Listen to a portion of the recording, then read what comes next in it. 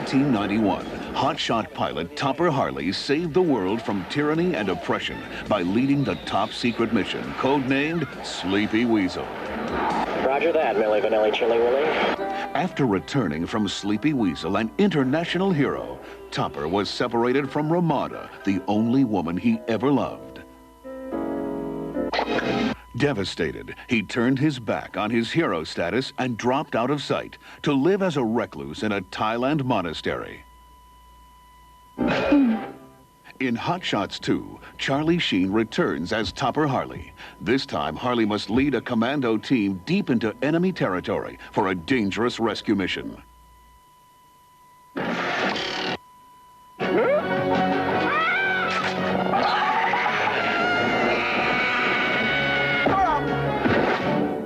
What had happened is the United States had sent some soldiers to get some prisoners of war out, and they failed in their attempt. So Charlie is recruited to get the men who went in to get the men who had gone in to get the men. Mr. President, the third mission to rescue the hostages has failed. Really? So it's that story coupled with his love story with Ramada. Do you have any idea what would happen if you stay here with me? Sex. I would pleasure you at any time, in any place, for as long as you could possibly desire. It's gripping drama. The creative force behind the mayhem of Hot Shots, Jim Abrams and Pat Proft, are once again at the helm of Hot Shots 2. Also returning for the sequel are cast members Valeria Golino as the sultry Ramada and Lloyd Bridges as President Tug Benson. The President of the United States. I was so competent as the Admiral that and this one, in the sequel, I am now President of the United States, I want you to know. Oh, damn it. Oh! Every time I give an order, things get screwed up. Tough leader to follow, though. Joining the misadventure are new cast members Brenda Baki, who plays Michelle, head of covert operations in the Middle East, and Richard Crenna, who plays Topper's former commanding officer, Denton Walters. One man against 3,000. Is he a madman? I guess he figures the odds are in his favor.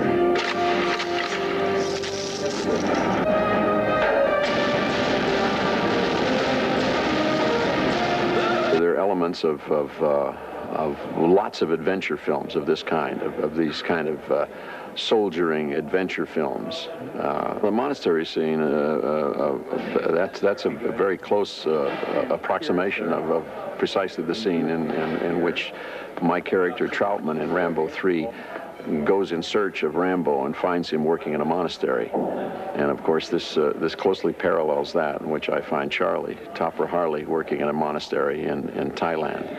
And the scene is played very seriously against the background of ridiculous goings-on behind us. And a terrible temptation, of course, as an actor is to be very serious in the foreground, realizing that the most outlandish things are happening behind you and wanting to turn around to watch them because you're getting upstaged by some masters.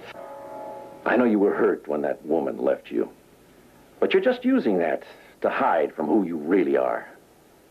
A man who would deliver ice cream in hell and chew off his own leg just for something to do. The Ramada character has disappeared in the first part of the film, and we discover with Richard Crenna's dialogue that Topper has to eventually face his three bears, the woman that left him, Ramada, you know. Before Topper can face his three bears, he is mesmerized by the beautiful and seductive Michelle. I'm putty in your hands. In my hands, nothing turns to putty. Topper's lost Ramada in the past, and I just happened to come upon him on this mission and found him very attractive. A budding romance and the pain of lost love embroil Topper in a torrent of emotional turmoil. Kiss me like you've never kissed me before. It's like a love triangle, basically. There is a war situation, and in this war battle situation, there is this love triangle between this man and these two women. and there is this tension. Of all the missions, you had to come walking into this one. It's a sequel. I had to come. It's a sequel, but it's a whole different movie than the first one. You know how it feels to have your heart shot at a season and strapped to the hood of a car? Ramada? I don't think so. We really did not want to just do the same movie again. And to that degree, we've certainly succeeded. I'm married. I was married before you and I ever met. I'm still married today. You're joking. I'm not. You've got to be. Another classic dramatic scene, I think. Okay. Creating comedy is serious business, and when we return, we'll go behind the scenes for a look at the tension and immense concentration involved in the making of Hot Shots 2, as our stars and filmmakers break wind in the face of oppression. In Hot Shots jail. In comedy prison.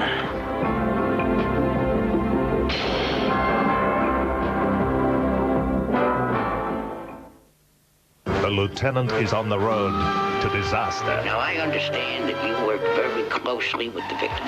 Pushing his investigative skills to the limit. I think I hurt my neck. In a case that will test both his body as well as his mind. I think you changed the footage counter to place yourself in the projection booth at the time of the murder. Deducing reality from illusion. Either there was no motive at all, or there was a very good motive. Columbo, 8:30 Monday on 10.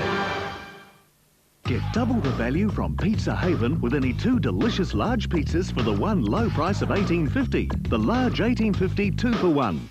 When you've got a lot of hungry mouths to feed. Dial 131 2 for 1 for fast, free delivery.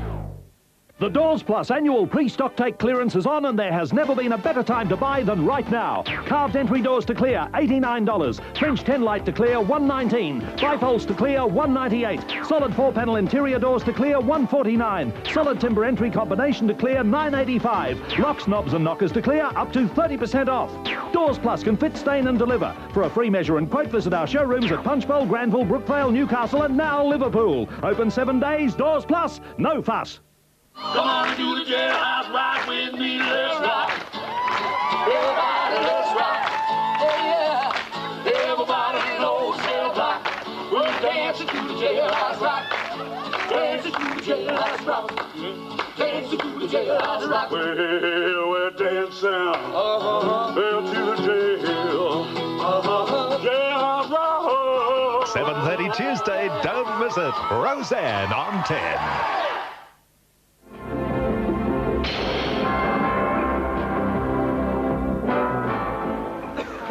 I've always thought that Jim Abrams was one day going to be our top director. Nobody like him. We just finished where I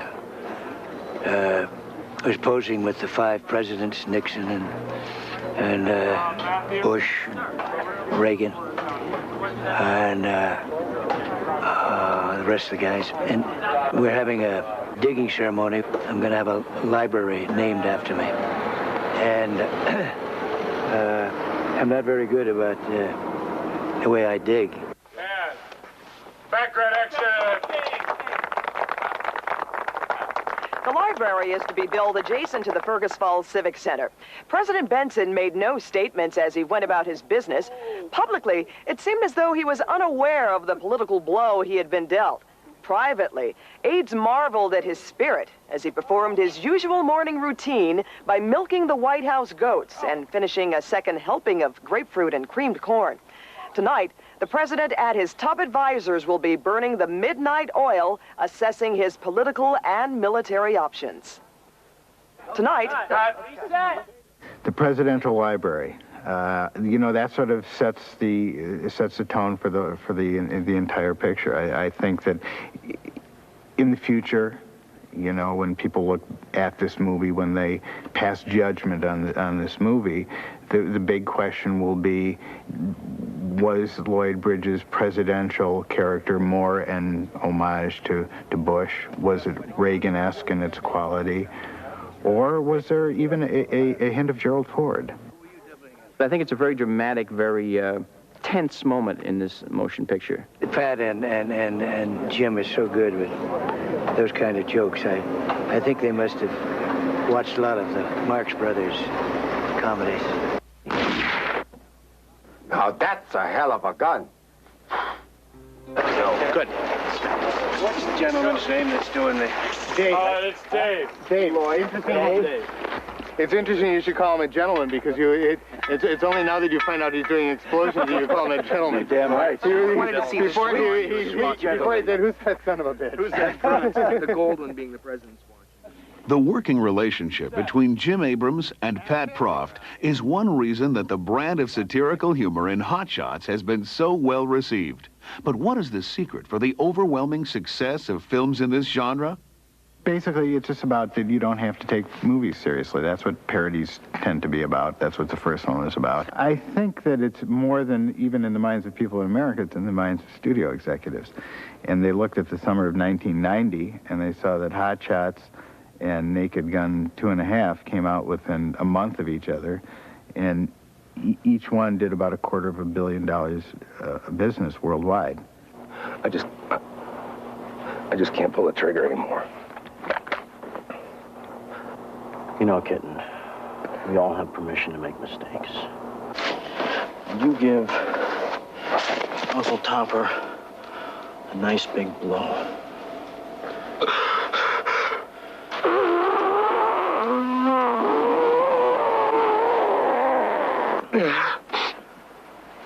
I'm done. Attaboy. It's absolutely shameless.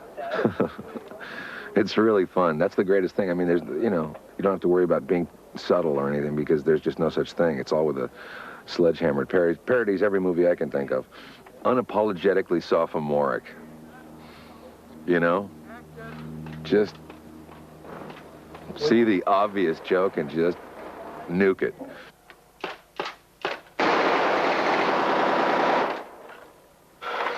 Thank you, Topper. I can kill again. You've given me a reason to live. Good. Now head for the gate. Be plenty of bad guys to shoot along the way.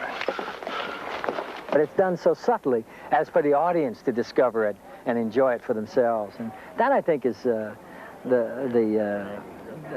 trademark of these guys, you know, that they really have that down. They understand film from an audience point of view as well as from a filmmaker's point of view. That's very rare, too.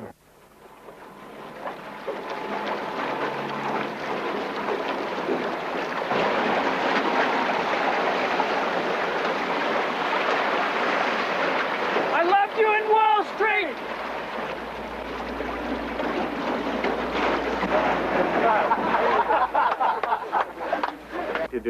The bottom line is that films of this genre are successful solely because of Jim Abrams and Pat Proft. Their teamwork and cooperation serves as inspiration for the entire film industry.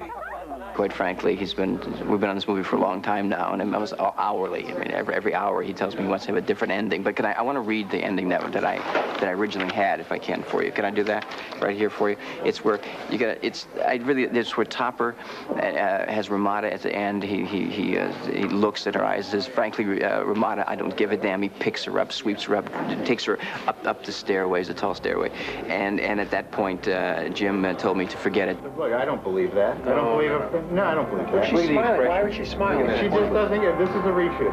This is a reshoot. Bill.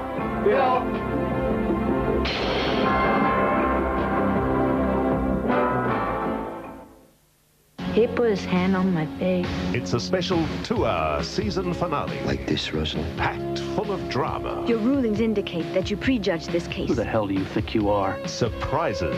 Look who's here. Decisions. If I could play a part in your life, you would make me the happiest man in the world. They've saved their best till last. What are you doing? You're suing me? Your behavior toward me falls under the heading of sexual harassment. LA Law, the 2-hour season finale, 8:30 Tuesday on 10. Get double the value from Pizza Haven with any 2 delicious large pizzas for the one low price of $18.50. The large $18.50 2 for 1. When you've got a lot of hungry mouths to feed. Dial 131 2 for 1 for fast, free delivery. Bathroom mirror on the wall.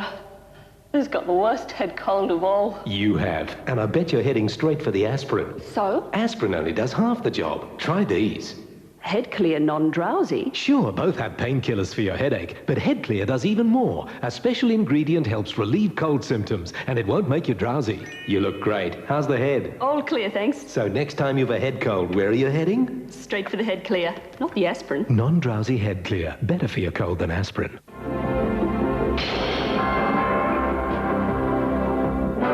All their unfailing camaraderie and professionalism, even Jim Abrams and Pat Proft are not immune to the unforeseen inconveniences that sometimes manifest themselves on movie sets. For instance, exceeding the film's budget and running out of money.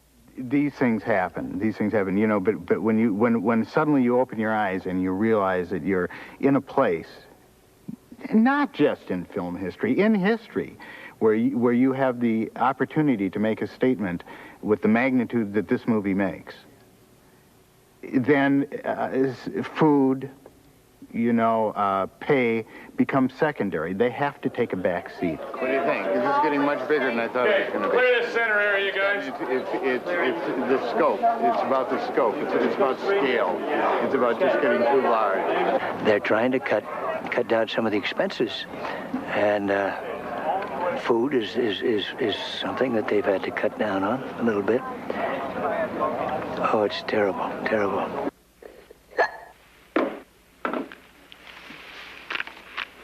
Cookie?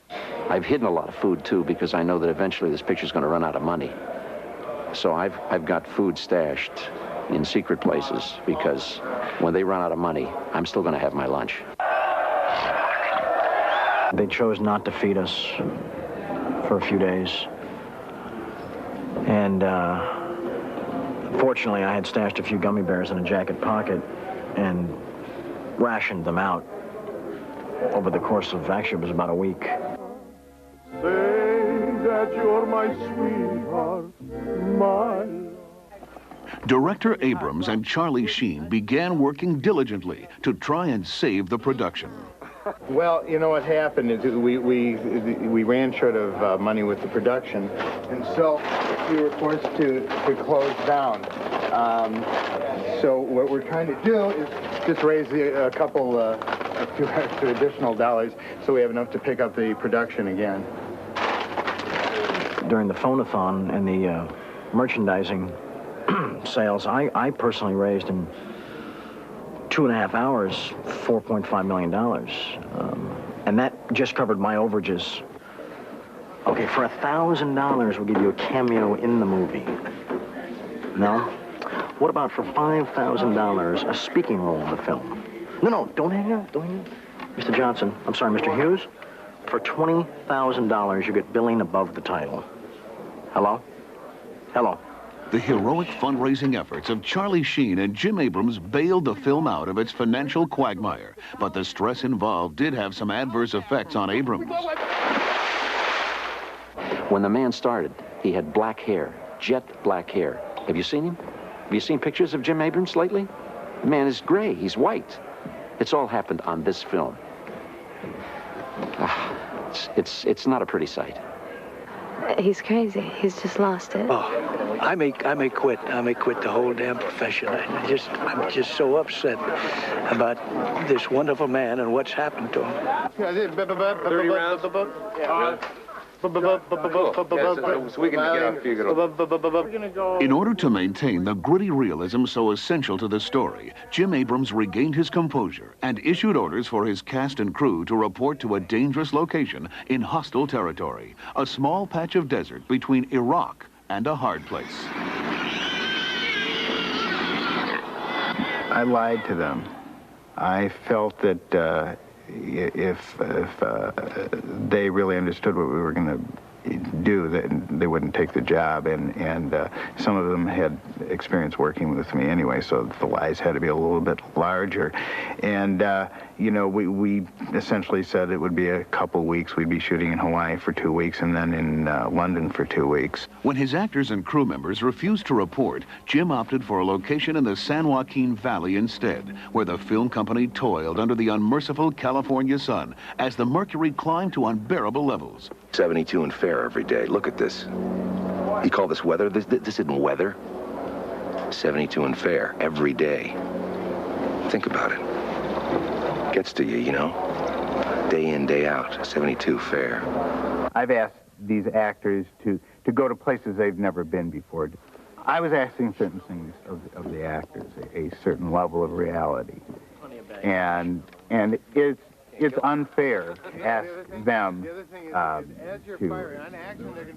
to dig to the depths that they dug to without providing them an environment of reality. And I think when you see the film, you'll see it was worth it.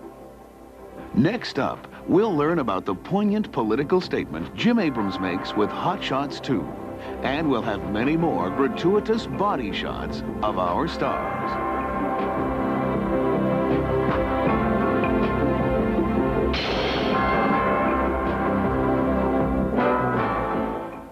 He was an Aussie football star, an Olympic high jumper, and a likeable larrikin, but now he's dead, shot 7 times, and no one knows why. We are very intent on finding out. At his new home in Texas, they're asking, who killed the man called Boomerang? She could have picked Kiefer, Daniel, or any other Hollywood hunk. Instead, she picked this guy. The golfer? Exclusive pictures of the pretty woman Julia Roberts' wedding, and the answer to the question everybody's asking, why? And the day an off-duty cop ran into a bank robber with a gun, caught on tape. Hard copy, 8:30 Wednesday on 10. Oh, oh, oh, yes. Oh, yes. Tender roast is so tender. Marinated magic to me. With herbs and spice, it's twice as nice, as tender as chicken can be. KFC's new tender roast is deeply marinated in a secret marinated magic, then sprinkled with herbs and spices and roasted in its own juices with no added fats or oils. It's the most tender, succulent chicken you've ever tasted. It's marinated magic to me. I like it like that. I'll go my own way. I plan to be free. I live my own life. Nobody's gonna step all over me. That's all that anyone can do. All anyone can be. Be free, oh, freedom. Get free. New Carefree tampons, shaped to fit your body even better. Shouldn't you be leading a carefree life? Nobby! Kitchens! Nobby Kitchens! Prices are falling! And falling fast, John. Don't pay $6,000 now, drop to $3,500. All Nobby Kitchens are Australian-made and have a full 5-year written warranty. Nobby quality solid timber kitchens. Don't pay $8,000, prices have fallen to $5,000. Nobby for over 50 years, Australia's #1 kitchen manufacturer. Nobby Kitchens, 534-3144. 534-3144, open 7 days. Nobby, prices are falling. You'd be nuts to miss it! If you're in business, ask yourself this question. If you're not prominent in the Yellow Pages, how are people going to find you? Advertising in Yellow Pages works. To be in it, call this number. A controversial case from the past. It was suicide. Murder. What really happened? They were lovers. And can Rome's young hotshots Baby, this is juice! solve a mystery Jimmy couldn't? Murder. Picket Fences, 9:30 Thursday on 10.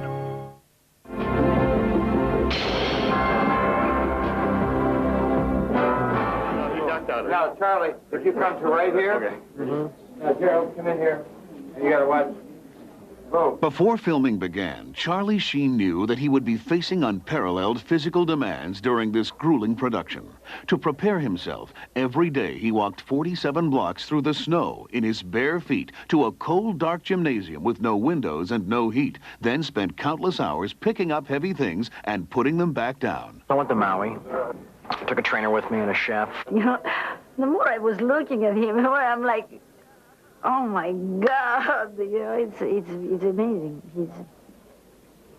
He's in great shape. What can I say?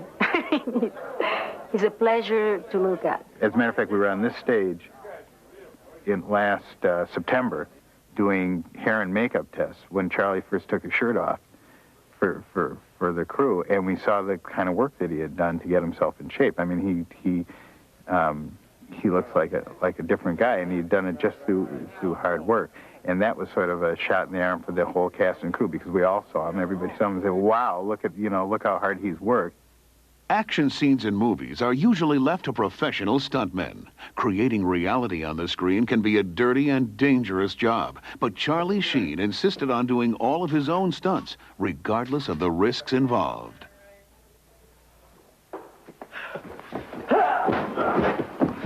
It's, you know, it's a myriad of physical activities that take place throughout the whole film. Carrying people, killing people. A big sword fencing sequence. Jungle combat. The kickboxing sequence that we worked pretty hard on, and I trained pretty hard for. With the combatants in their positions and the cameras set to capture the dangerous kickboxing sequence, Charlie Sheen was ready. His years of training in the martial arts have turned him into a precise fighting machine.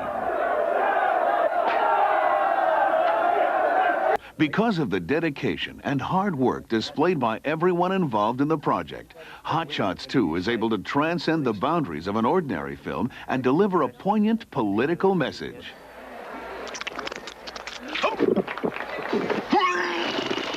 I don't remember reading that. The dialogue is just brilliant because they've spent months and months and months to really you know, bring this masterpiece to the spot it's in now. So, in conclusion, Mr.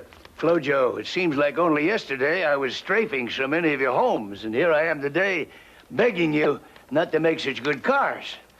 Well, gotta run. The comments that are made are very real observation about the real world around us. Come in. Come in, damn it. President, it's your pipe. Well, of course it's my pipe. You gave it to me, don't you remember? You know, we set out to make an entertaining and an enjoyable and informative story about a rescue mission. But as it evolved, I realized that as the actors were going, yes, it's made a statement. The deeper we got into it, the more we really, we know we had a pretty funny film here. Pretty funny film? Did I say pretty funny film? I mean, wow, what a funny motion picture. Just a good time. 93 minutes of pure entertainment, you know. I mean, the people go to see this movie because it's funny. And if that's why they go, they like it, because it is. We've had a test screening now, and it was certainly the best test screening, first test screening of any movie I've ever worked on. And, you know, the audience genuinely sort of likes this humor and like the humor of that, and they like the jokes, and they had a good time, and that's all they can expect. Thank you. I'll probably have a song written about this director, too, because this is a classic.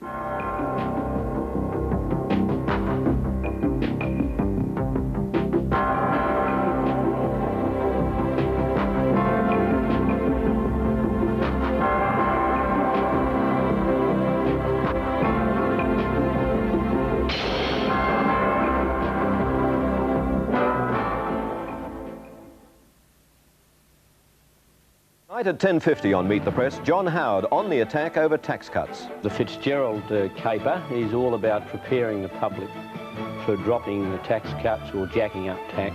That's Meet the Press, 10:50 tonight on 10. Hello. Oh, it was terrific at the markets. And quality everywhere. All there for me to pick and choose. Oh, don't you worry, Miss Fuzzbot. I got something special for you, too. My Dog, made from 100% quality meat, specially selected, specially prepared. You can tell that's special, can't you? You've got a real nose for quality. Guaranteed to tempt fussy eaters.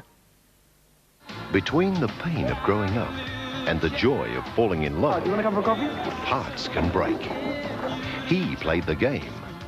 She taught the lessons. Dave, I'm his teacher. Together, they broke the rules. Want me there this afternoon?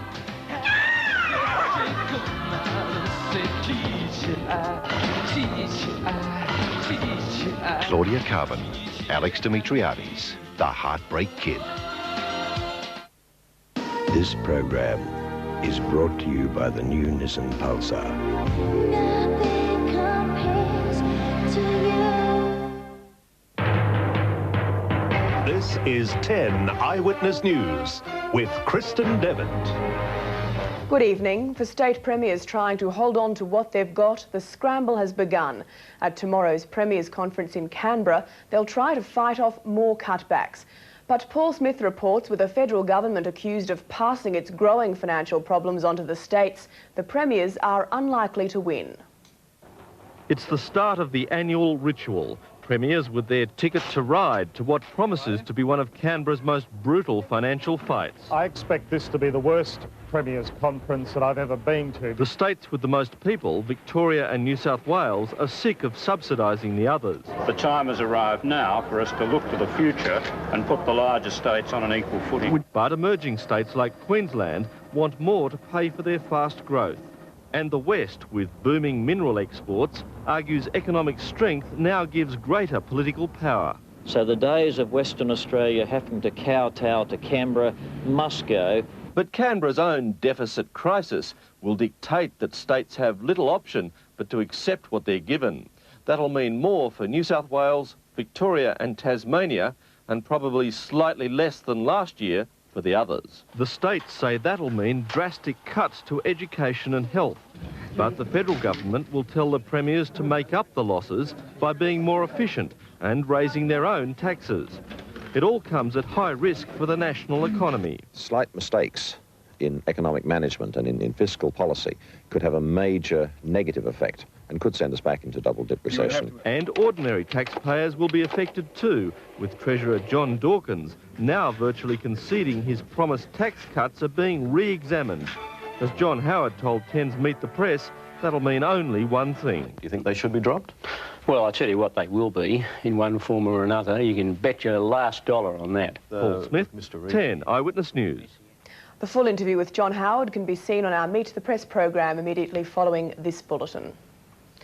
Outrage today over reports that more than $220,000 is to be spent on a new carport at The Lodge, home to Prime Minister Paul Keating. The price tag's skyrocketed since the initial quote for $140,000. The opposition says it's a joke. It's quite clear that if this government wants to tax people more and at the same time spend their money in a way which at this stage can only be regarded as profligate, then clearly Australian people have got a lot to ask the government for. And there are more expenses for The Lodge: a new heating system, swimming pool and antique billiard table. A murder investigation is underway in Canberra after the death of a man found at the bottom of a staircase in the Croatia Club. The 53-year-old man died in hospital from head injuries. Queensland police have charged a man with the murder of a 20-year-old woman near Gympie, north of Brisbane. The body of Lisa Rebecca Daly was found at the bottom of a 50-metre cliff in State Forest. And a teenager has been charged with the bashing murder of 22-year-old Gordon Tuckey, found on a cycleway in Wollongong. A 19-year-old faces court tomorrow. Sport now, and after staring defeat in the face, Steffi Graf fought back to win another women's final at Wimbledon. The top seed was 4-1 down in the final set when 8th seed Jana Novotná lost her way. Graf took the first set with a tiebreaker, but Novotná won the second 6-1. And she finishes it with an ace. The Czech had the title in sight, but let it slip in the final set. And another double fault. Given a new life, the world #1 didn't look back. And there it is. Novotná found a royal shoulder to cry on. Graf was delighted with her 5th grass court trophy. Todd Woodbridge and Mark Woodford, John McEnroe's record of 19 successive final victories. In AFL, a thrilling one-point win for Carlton over the West Coast. Eagles wingman Chris Mainwaring missed a vital penalty with 6 seconds remaining. Goes with the left foot. Oh, he's hit the post. In rugby league, another close encounter. Canberra defeated North Sydney 24 points to 20. The Raiders survived a late charge by the Bears. John Ross, 10 Eyewitness News. To the nation's weather now, expecting a fine day in Brisbane, Sydney, Canberra, Hobart, Perth and Darwin. Showers forecast for Melbourne and Cairns, and rain for the Alice tomorrow. That's 10 Eyewitness News, sport and weather to the moment. Stay with us now for Meet the Press, our next news bulletin at 6 in the morning. I'm Kristen Devitt. Good night.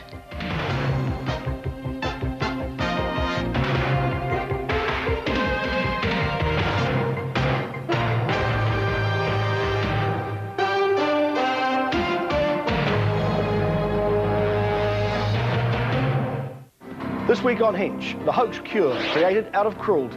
Do you know what these bears go through so you can obtain these substances? Tell you anything. Live bears that are factories for Chinese medical superstitions. Hinch, weeknights at 7 o'clock on 10.